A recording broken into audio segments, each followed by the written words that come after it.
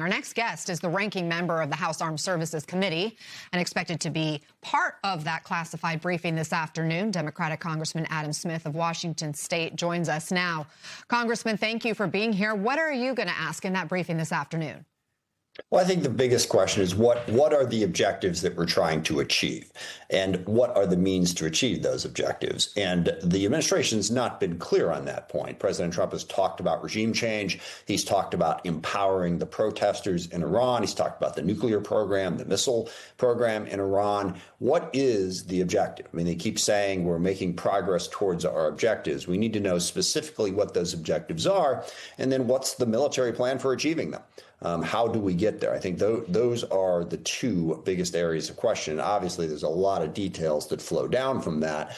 And then, yes, on the legality side of it, any justification they have for this being imminent, we'd love to see it. It sounds to me like they don't even really believe that there was an imminent threat. And then the questions about the nuclear program. And we've had these questions since Midnight Hammer last year. Okay, you say you obliterated it. What are the details? We have never been given the details of where they think the Iranian nuclear program is at this point.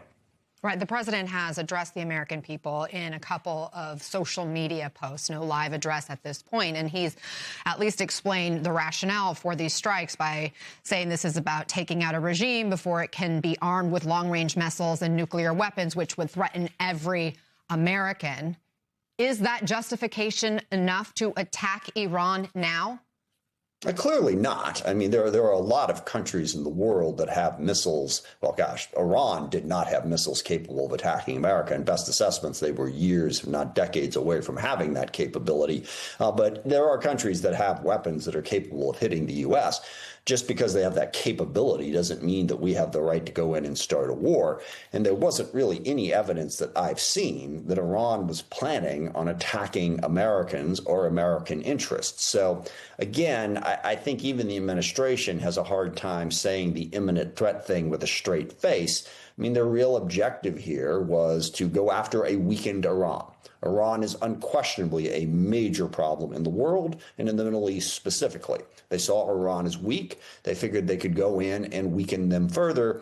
And I think the real goal here, which would really help if President Trump and Secretary Hegseth just said this out loud, is not really so much changing the regime fundamentally, but whoever now winds up in charge of Iran, Trump wants them basically to have been bludgeoned to the point where they will not dare oppose us.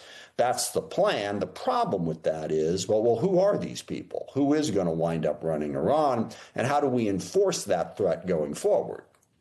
And American lives and others are on the line right now already. At least 4 U.S. service members have been killed since this conflict began.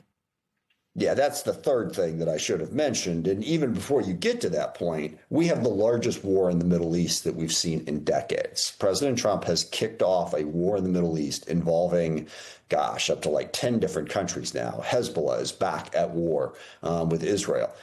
People are dying. There's major damage being done across the region in the hope that on the back end of this, we get a more pliable Iran. That's an enormous risk to take. The president says more casualties are likely. Here's part of what we heard. We pray for the full recovery of the wounded and send our immense love and eternal gratitude to the families of the fallen. And sadly, there will likely be more. Before it ends, that's the way it is. Likely be more, but we'll do everything possible where that won't be the case.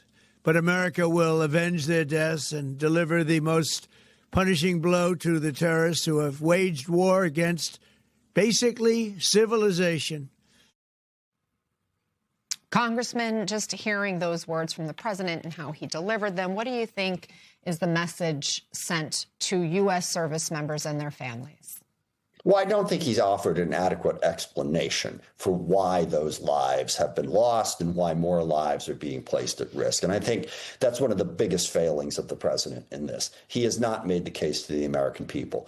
When you ask service members to put their lives on the line, to give their lives, the minimum you owe them is something more than a 2 a.m. Truth Social post as to why. I think he also owes us an explanation as to why he lied to us when he was running for president.